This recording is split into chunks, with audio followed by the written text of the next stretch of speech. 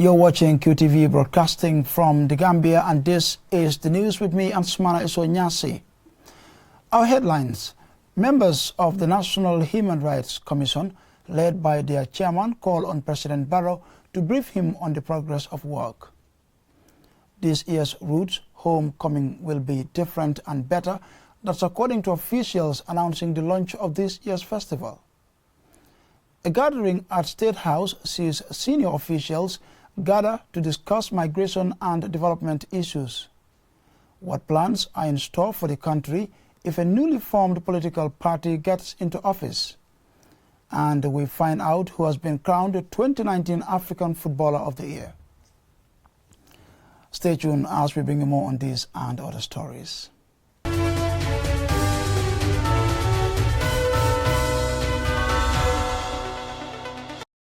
And now the news in detail.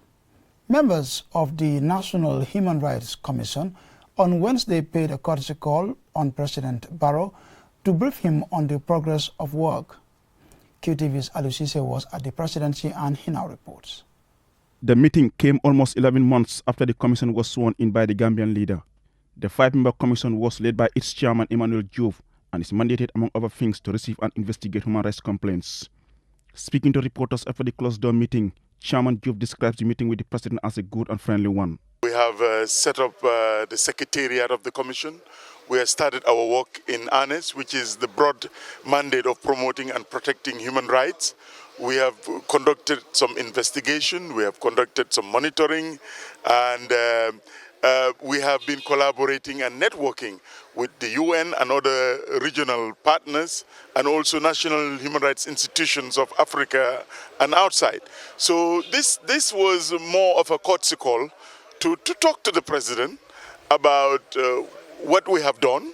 Despite the progress registered, the National Human Rights Commission officials used the meeting to share with the president some of their challenges with a view to improving them. You mentioned about this of some of the challenges that the commission is being faced with. Can you just share with us what are some of these challenges? Well, okay, these are general challenges. When you're starting an institution, as you know, the National Human Rights Commission is an independent commission. It's a permanent commission. It's not like the other commissions. Setting up the commission, as you know, the government is supposed to also provide support and assistance. The commission can also raise its own funds, but as you know, there are limited resources when it comes to these things. So some of the issues we talked about also was around that area. Mr. Diouf advocates more partnership to make the work of the commission smoother to address human rights issues. Reporting for QTV News, I am Alusise. A national organizing committee for the International Homecoming Roots Festival, set for December 2020, has been launched by the National Center for Arts and Culture in collaboration with the Ministry of Tourism and Culture. Babu Garci was at the launching and he now reports. The 2020 International Homecoming Roots Festival, according to organizers, is expected to take on a new dimension compared to previous years, and preparations have started in earnest to avoid delays. Hasum Sisay, Director General of the National Center for Arts and Culture, tells us more. The fact that in the National Organizing Committee and in the Support Committee, and I'm sure in the subcommittees, which the chairman, will work with us, to bring out, people from various and diverse, talents, have been featured. Particularly, our colleagues from the media. That also, I think, is something which is new this time around. That almost, all the media houses are represented in the National Organizing Committee. Dauda Nyang, Director General of the Gambia Hospitality Training Institute, said the Homecoming Festival should be taken seriously by all Gambians. For festivals to work, in my little experience, we have to take ownership as Gambians.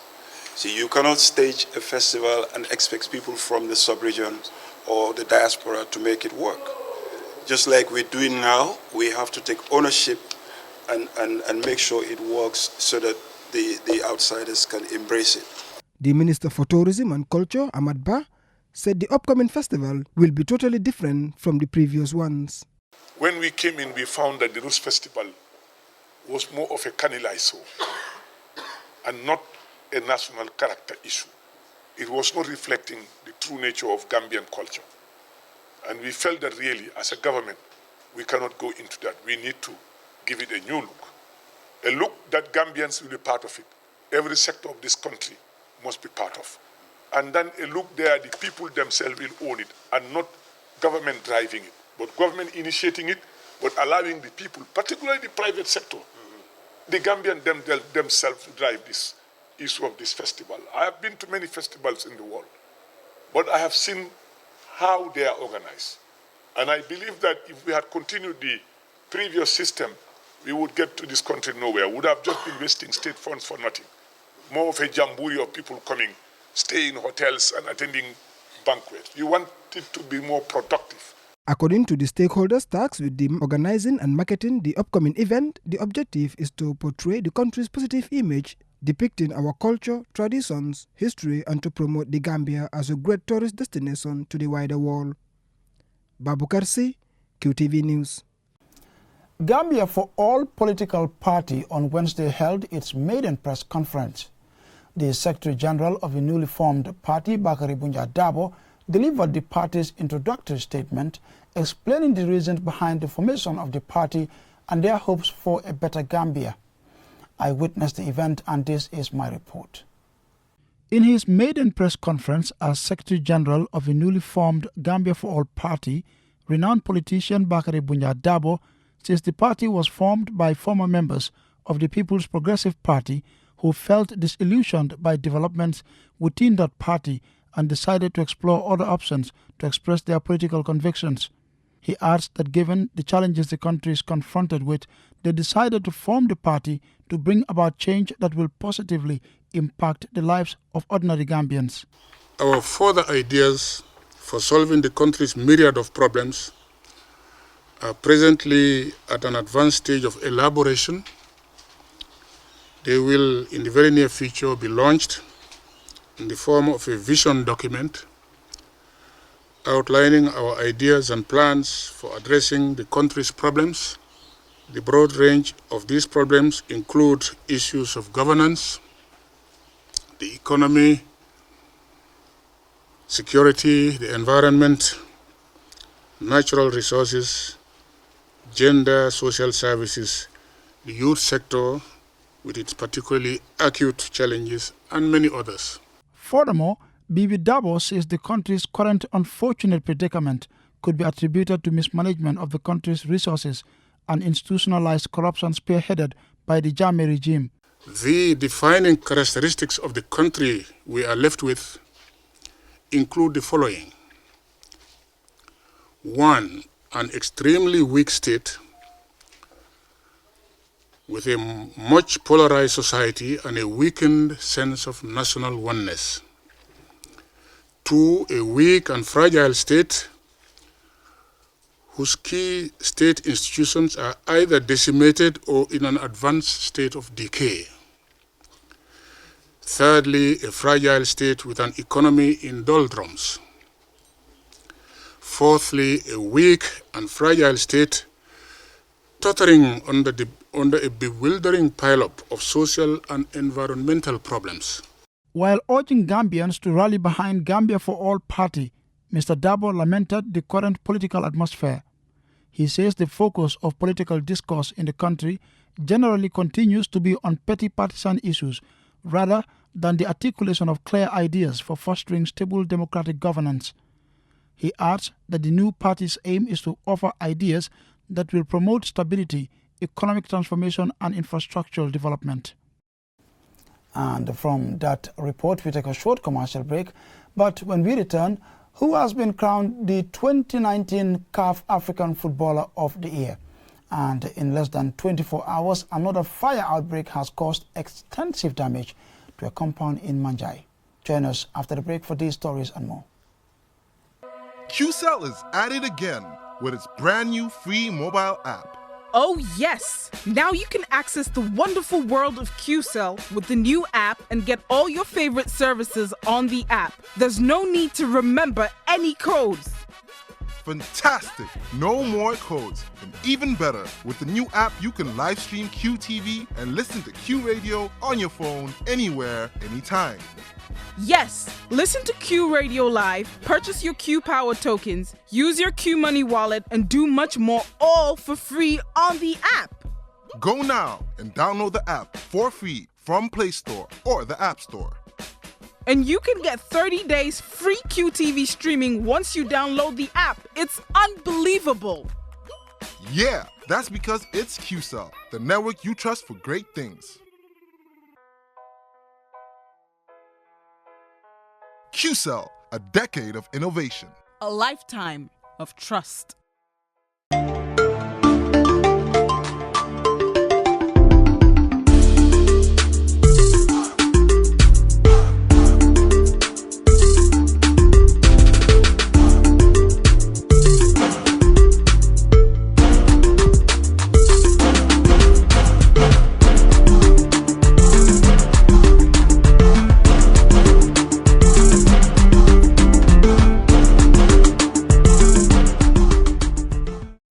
Welcome back. If you're just joining us, this is QTV News. Liverpool's Sadio Mane has been named the Confederation of African Football's Player of the Year 2019. The Senegal forward beat Liverpool teammate Egyptian forward Mohamed Salah and Manchester City's Riyad Mahrez to the award. Mane helped Liverpool to the 2018-2019 Champions League title, scoring 30 goals in all competitions last season. The Senegal forward also led his country to the final of the Africa Cup of Nations, in which they narrowly lost to Algeria by 1-0. I'm really happy, and at the same time I'm really proud to win this award. And yeah, I would like to thank my family, especially my uncle Sanatu is here today with Nyaga. And by the way, without forgetting all the Egyptian people, by the way. And as well, my coach is here today, Aliou Cissé. My teammate, national team, and the staff, the federation, and yeah, Liverpool Football Club, my teammate, and the staff, everybody. And again, it's a big day for me. I don't know how to say, but I would love to thank all the Senegalese people. They've been for me all the time. They push me, and yeah. Same time, my village. I'm really coming very very far. Very small village, Bambali. I'm sure they're watching me on TV.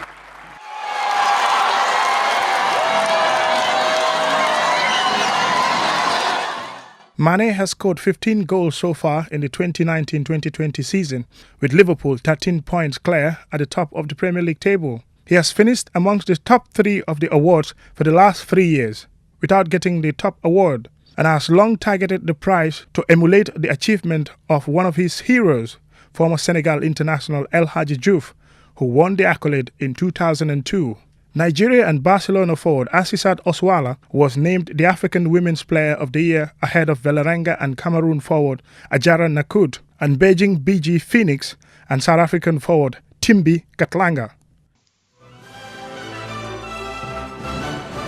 The Togo football team has come under fire, attacked by men as the players were being driven towards an African Cup of Nations match in Angola. All footballers have to be prepared for sudden death in a penalty shootout. Very few expect to face it in real life. Everyone was crying, everyone was talking about their family, everyone was calling their mom, crying on the phone. I think that's the worst moment of this day. 3 dead, 7 injured. Kojovi Obilali, the Togo goalkeeper, was shot in the back and left fighting for his life. As today marks a decade since the Togo team bus was attacked in the Angolan enclave of Cabinda, leaving 2 members of their travelling party dead, a survivor of the shooting, Kojovi Obilale, has been given a special award at the ceremony. Even though it happened a decade ago, the memory of the horrific event is still fresh in the mind of the former Togo goalkeeper. Obilale was shot at the back and now uses crutches to work. CAF is the administrative and controlling body for African football associations. The body represents the National Football Associations of Africa, runs continental, national and club competitions, and controls the prize money, regulations and media rights to those competitions. Mamadou Gajaga, QTV News. Senior public officials, including permanent secretaries and directors, gathered on Wednesday at the State House to discuss how to mainstream migration and development within the government's operational work. Alusise reports. The meeting was convened by the Office of the President through the Office of the Secretary General. The Migration and Sustainable Development Project is a diaspora-led technical cooperation program designed and implemented by GK partners in collaboration with the government of the Gambia and other development agencies. The meeting, according to Professor Jibril Fall, Director of GK Partners Limited, was a unique opportunity for the attendees to brainstorm on the opportunities and challenges that people in the diaspora and partners face working with central government. We were able to identify a rough working sort of action plan on how the institutions can help us, outsiders, better engage with them and deliver on some of the projects and programs that we're hoping to implement in this country. What were some of these challenges and opportunities? There is an ongoing perception, somebody in the discussions call it an attitudinal sort of issue, where diaspora and other partners, when they come in for work, there's a view that they are going to displace existing staff, that they will take their jobs, or there's a degree, a feeling, a perception of insecurity. That was identified, and we spoke about how such perceptions can be addressed, because in some cases it's actually not true, it's just a perception which is big enough to be a problem. The Migration and Sustainable Development in the Gambia is one of the flagship projects of the Gambia National Development Plan. The NDP goal for diaspora is to expand, enhance and optimize the role of the diaspora in national development as value partners. Mohamed B.S. Jallo is the Gambia Secretary General and Head of Civil Service. We want to move the development forward. There have been some pronouncements creating the Diaspora Directorate and so on. So we want to make sure that for each sector there is a focal point that can move things. That's the main reason why we decided to call this forum, so that we can also help build capacity, look at what the function of that those focal points are. Described as the 8th region of the Gambia, the diaspora community is a critical player to the socio-economic advancement of the country. Reporting for QTV News, I am Aliou Cisse. A Gambian striker has signed an 18-month contract with English third-tier side Bolton Wanderers. The 22-year-old was playing for Enfield Town and also spent time in non-league football, mostly in England. Mamadou Gajaga has this profile of the young man.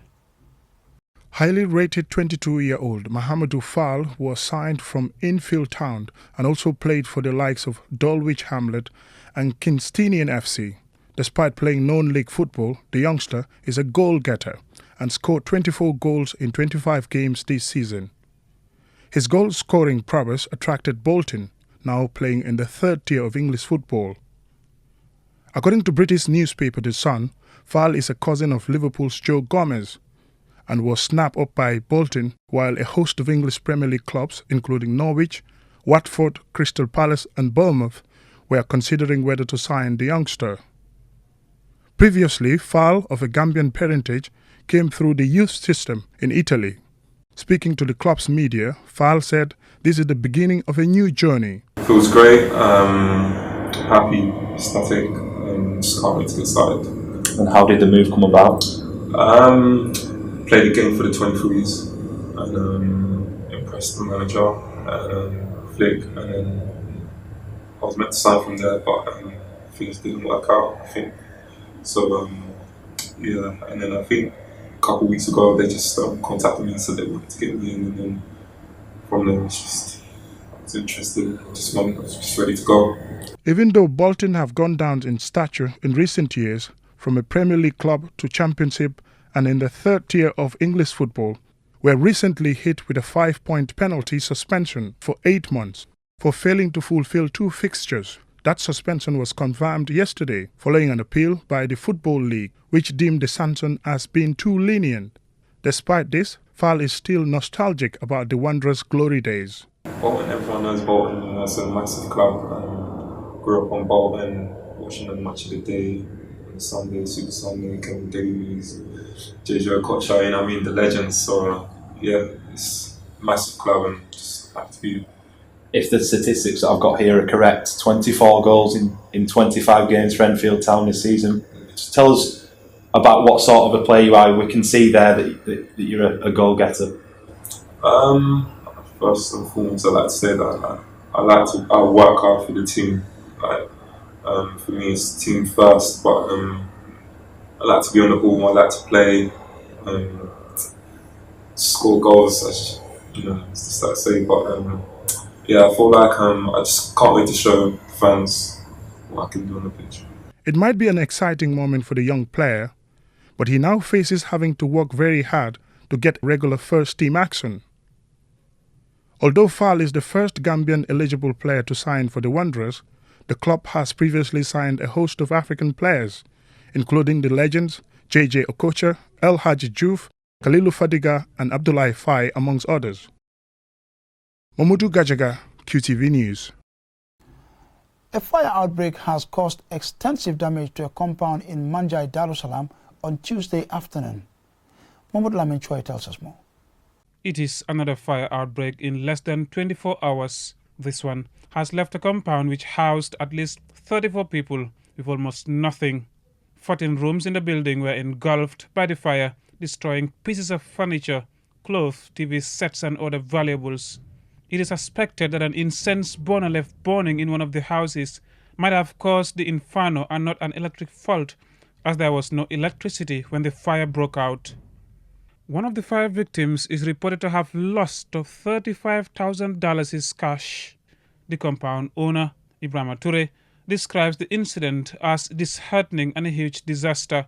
Assessing the damage, Toure reveals that materials worth at least $1 million have been destroyed by the fire. Mr. Toure adds that the fire rescue services and people in the neighborhood had put out the fire, but they could not rescue the materials. Mohamed Lamin Kamara, one of the fire victims, received news of the incident while he was away. Returning home, he could only see the destruction the inferno caused to his house, he says. Just like I said earlier, I have nothing left. My money, my items, everything has gone. I left about $300 inside there and $5,000 is all I've gone. And even some of my certificates, I only fortunate to have these ones. These are the only ones I'm fortunate to have with this Holy Quran and this hard drive. These are the only thing I saw. It is a similar story with almost all the fire victims of this compound. The fire has left them with no house to live in, or good clothes to wear, or cash at their disposals. Mohamed Lamin Choi, QTV News. And before we end this bulletin of the news, here's a recap of our main headlines. Members of the National Human Rights Commission, led by their chairman, called on President Barrow to brief him on the progress of work. This year's Roots homecoming will be different and better. That's according to officials announcing the launch of this year's festival. A gathering at State House saw senior officials gather to discuss migration and development issues. We find out what plans are in store for the country if a newly formed political party gets into office. And we also find out who has been crowned the 2019 African Footballer of the Year. Well, that's all we have for you in this edition of the news. Stay tuned and enjoy the rest of our programs. Bye for now.